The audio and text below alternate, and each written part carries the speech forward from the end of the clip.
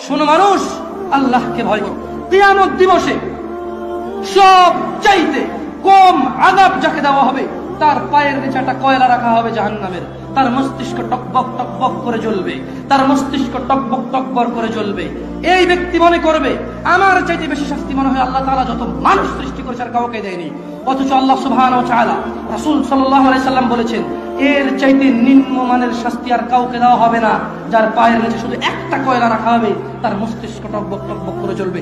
আল্লাহ সুবহানাহু ওয়া তাআলা বলেন, ইউবাসসিরুনহুম, ও মুহাম্মদ সাল্লাল্লাহু আলাইহি সাল্লাম, আপনি দেখবেন অপরাধীরা যারা ঘুষ নিয়ে ব্যস্ত, সুদ নিয়ে ব্যস্ত, জিনা নিয়ে ব্যস্ত, মদ নিয়ে ব্যস্ত, জুয়া নিয়ে ব্যস্ত, মিথ্যা নিয়ে ব্যস্ত, আযানকে পরোয়া করে না, সালাতকে পরোয়া করে না, বেনামাজি হওয়াকে কুফরি মনে করে না। ইউবাসসিরুনহুম, আপনি দেখবেন ইয়াওয়াদুল মুজরিম, এই অপরাধীগুলো লাউ ইফতাদি মিন আযাবি ইয়াউমিযিন বিবানি, তারা আল্লাহকে বলবে, ইয়া আল্লাহ, ইয়া আল্লাহ, এই ছেলেকে নিয়ে নেন, ইয়া আল্লাহ, এই ছেলেকে